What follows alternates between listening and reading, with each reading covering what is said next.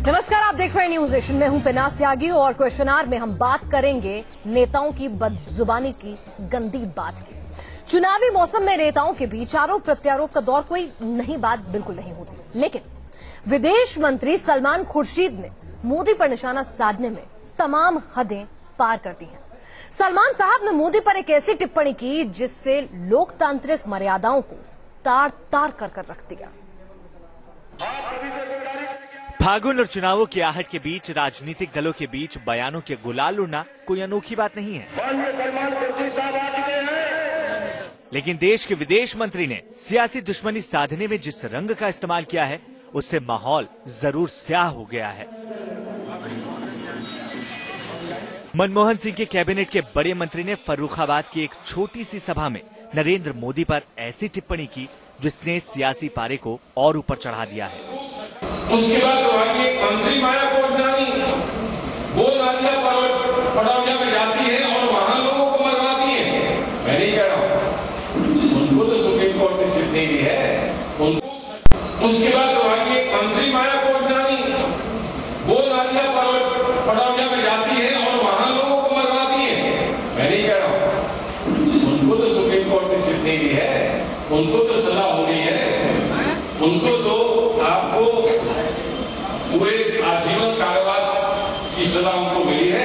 वो तो तुम्हारी कैबिनेट की मंत्री थी, उनको नहीं तुम रोक पाए। हमारा आरोप ये नहीं है कि तुमने मरवाया है, हमारा आरोप ये है कि तुम निपुंसक हो, तुम मारने वालों को रोक नहीं पाए। अपने पोस्टर बॉय पर हुए हमले से तिलमिलाई बीजेपी पलटवार की मुद्रा में है। बीजेपी सलमान खुर्शीद की शिक्षा और तहजीब पर ही सवाल उठा रही है। नेताजी, आपकी बात सही है, आपकी हैसियत नहीं है, आप गुजरात नहीं बना सकते, इसके लिए तो 56 इंच का सीना लगता है। आलोचनाओं का सामना कर रहे विदेश मंत्री को अपने बयान का मलाल नहीं है। सलमान साहब के मुताबिक मोदी को लेकर उन्होंने अपनी भावनाओं का ही इजहार किया है। नहीं तो मैं क्या कहता कि वो पोटेंट है, मैं वो कहता कि वो बहुत अच्छे हैं।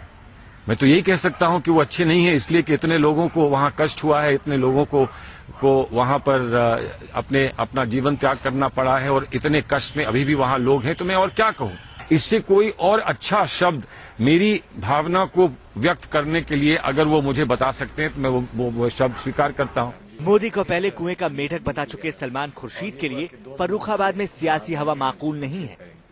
2012 के विधानसभा चुनाव के दौरान जिले में उनकी पत्नी लुईस खुर्शीद समेत 4 कांग्रेसी उम्मीदवारों की जमानत भी जब्त हो गई थी।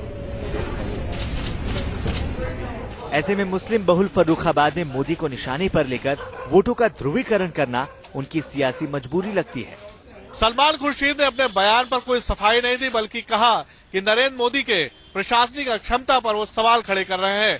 जाहिर सी बात है कि कांग्रेस सोची समझी रणनीति के तहत नरेंद्र मोदी पर निशाना साध रही है कि नरेंद्र मोदी जवाब दे तो उसका कांग्रेस राजनीतिक तौर पर फायदा उठा सके। वीडियो रागिब के साथ सैयद मोजिब जमाम, न्यूज नेशन, दिल्ली।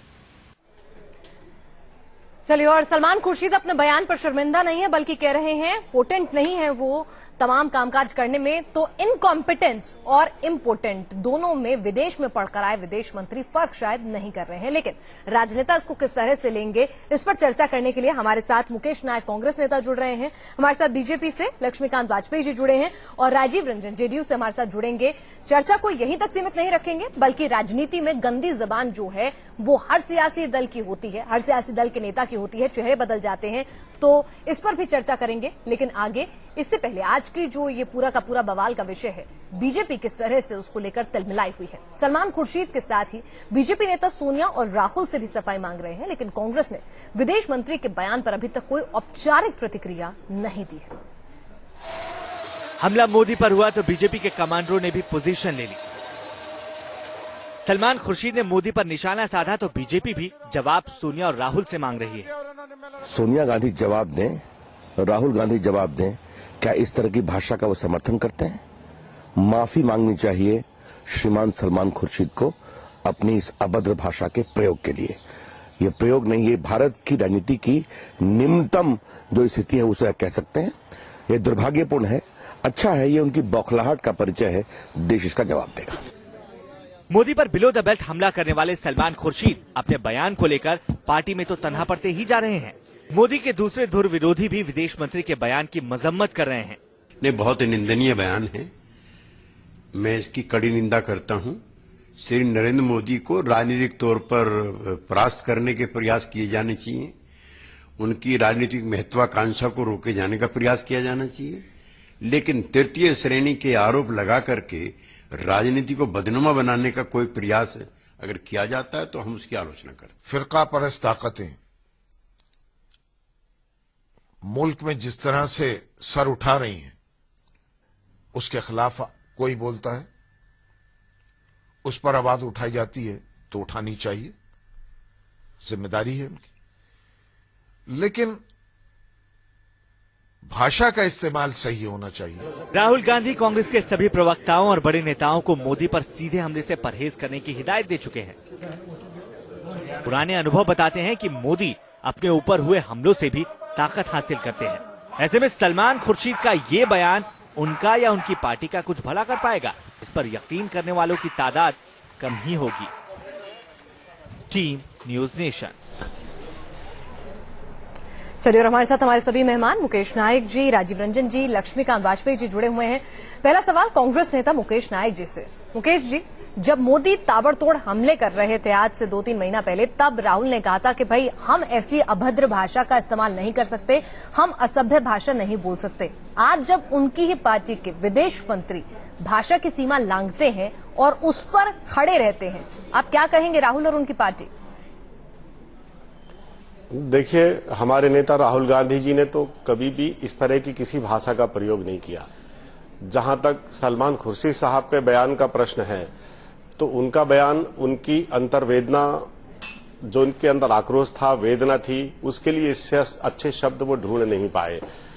गीता के दूसरे अध्याय का 3रा श्लोक है, जिसमें भगवान कृष्ण ने अर्जुन से ये कहा है कि नपुंसकता और पलायनवाद को त्यागो, लेकिन मुकेश, आप अपने कर्तव्य का पालन करो, धर्म में स्थित रहो और विकारहीनों का युद्ध करो। उनके लिए अगर इस तरह के शब्दों का इस्तेमाल हो तो क्या आपको वो जायज लगेगा? देखिए, मैं ये कहना चाहता हूं कि सलमान खुर्शीद साहब का यह बयान गुजरात की घटना से उद्भूत हुआ है, और जो हजारों लोग मर गए हैं वो अपने आप नहीं मरे हैं। बीजेपी के नेता कहते हैं किसी भी न्यायालय ने उनको दोषी करार नहीं दिया है। तो मैं इनसे ये पूछना चाहता हूं, इतने लोग अपने आप मर गए क्या?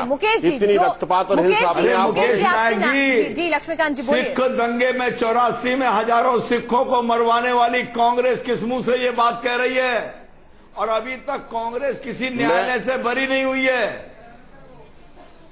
मैं ये कहना चाहता हूं कि 84 के दंगों के बाद 424 लोगों को सजा हुई है 84 के दंगे में। देखिए मुकेश जी, यहाँ पर मुद्दा दंगा नहीं है, बात भाषा है। अगर आपको किसी के ऊपर नाराजगी है तो क्या आप भाषा की सीमा लांघ जाएंगे? आप एक जिम्मेदार पद पर बैठे हैं, आप विदेश मंत्री हैं, आप कोई आम आदमी नहीं है, आप देश की छवि बाहर रखते हैं। निर्दोष पाया गया है सुप्रीम कोर्ट की मॉनिटरिंग में। लक्ष्मीकांत जी, मुद्दा दंगा नहीं है। जी जी, बोलिए बोलिए मुकेश। सलमान खुर्शीद, ये तो वहीं ले जा रहे हैं, मैं तो खुद नहीं जाना चाहता।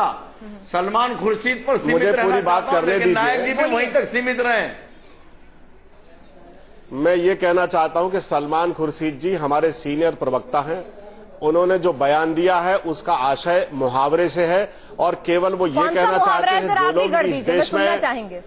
मुहावरा बता दीजिए ना। देखिए, मैंने अभी गीता के दूसरे अध्याय का 3रा श्लोक कोट किया आपको, जिसमें भगवान कृष्ण अर्जुन से कह रहे हैं कि आप नपुंसकता और पलायन को त्यागो और अपने कर्तव्य का पालन करो, अधर्म के खिलाफ लड़ो।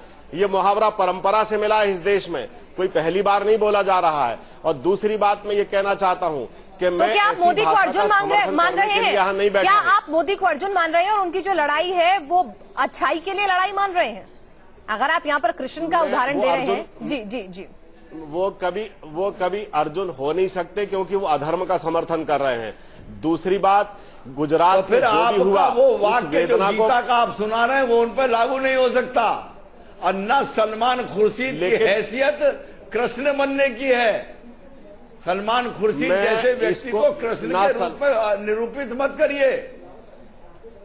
ना सलमान खुर्शीद कृष्ण है, ना मोदी अर्जुन है। मैं ये कहना चाह रहा हूं, दो भी लोग इस देश में महत्वपूर्ण पद पर बैठे हैं, उन्हें अपने कर्तव्य का पालन करना चाहिए। मुहावरा बताइए कौन सा है? आप मुझे ये बता दें कि एक मुख्यमंत्री के कर्तव्य क्या होते हैं, और गुजरात में जो भी हुआ उसका आप समर्थन कर रहे हैं क्या? मत प्रदान कीजिए जी। चलिए जाहिर सी बात है, आपके नेता की आलोचना हुई है, आपके नेता की आलोचना हुई है और आपके नेता ने बयान दिया है। आप दोनों के व्यू से अलहदा एक और व्यू सुनने की कोशिश करते हैं। जेडीयू नेता राजीव रंजन जी भी हमारे साथ हैं। आपकी पार्टी ने निंदा की है सलमान खुर्शीद के इस बयान की, लेकिन यहां पर मुकेश जी और खुद सलमान खुर्शीद जी भी अपने बयान पर कायम है। आपको क्या लगता है, बात कुछ ज्यादा दूर तक चली गई है? देखिए, ये कहीं ना कहीं राजनीतिक अपसंस्कृति की जो ये पराकाष्ठा है, जिस तरीके के प्रतीकों के जरिए, मुहावरों के जरिए और कई बार सीधे तौर पर ऐसी बातें कहना जो हमारी संसदीय गरिमा और हमारी परंपराओं का निर्वहन करने में सक्षम नहीं है, ऐसे शब्दों का प्रयोग अगर सार्वजनिक जीवन के शीर्ष पदों पर बैठे लोग करते हैं तो राजनेताओं की से जो जनता की अपेक्षा एक रोल मॉडल के तौर पर जनता देखती आई है और जो हम चरित्र उपस्थापित करते हैं उससे कहीं ना कहीं निराशा बढ़ती जा रही है। लेकिन मैं एक बात जरूर कहना चाहूंगा कि भारतीय जनता पार्टी के नेता के खिलाफ कांग्रेस के एक नेता ने जो कुछ भी कहा उसकी निश्चित तौर पर हमारी पार्टी ने भी भर्त्सना की और हम भी भर्त्सना करते हैं, लेकिन बदले में प्रतिक्रिया में बिहार के नेताओं के बयान भी आज सलमान खुर्शीद के खिलाफ जिस तरह के आए हैं वो भी बहुत ही निंदनीय और अमर्यादित बयान थे। और साथ ही साथ जिस तरीके से प्रतीकों का सहारा लेकर के पिछले दिनों चाहे पुणे के फर्गुसन कॉलेज में अल्पसंख्यकों को जिस तरीके से बुर्का के जरिए उन्होंने अपमानित करने का काम किया, जिस तरह से उन्होंने पिल्ले के जरिए एक समुदाय विशेष की भावनाओं को आहत करने की कोशिश की, हम इस चर्चा को आगे बढ़ाएंगे के लिए जिस चलिए तरीके के किस तरह से इस्तेमाल हो रहा है उस पर भी आगे बातचीत, ये दुर्भाग्यपूर्ण है।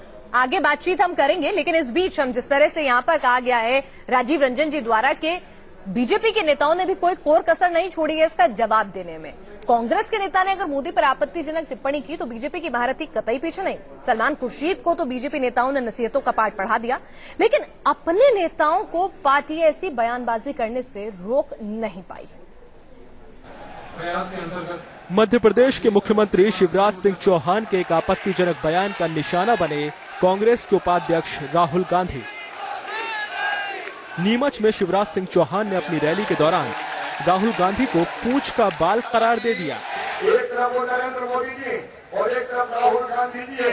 मैं कई बार तुलना करता हूँ तो सोचता हूँ कहावत याद आ जाती है, कहा नरेंद्र मोदी जी और कहा राहुल गांधी जी, कहा मूंछ का बाल और कहा पूंछ का बाल।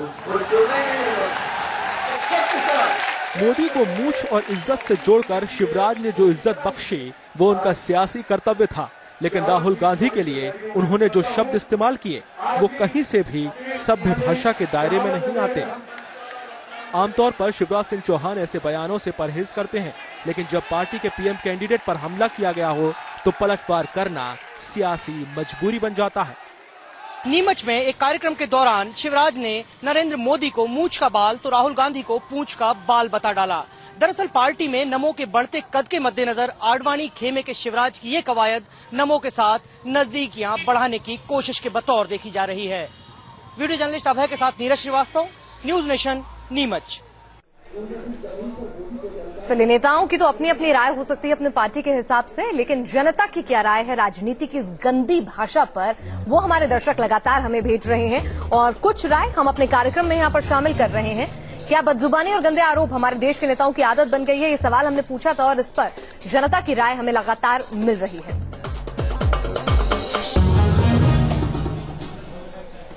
चलिए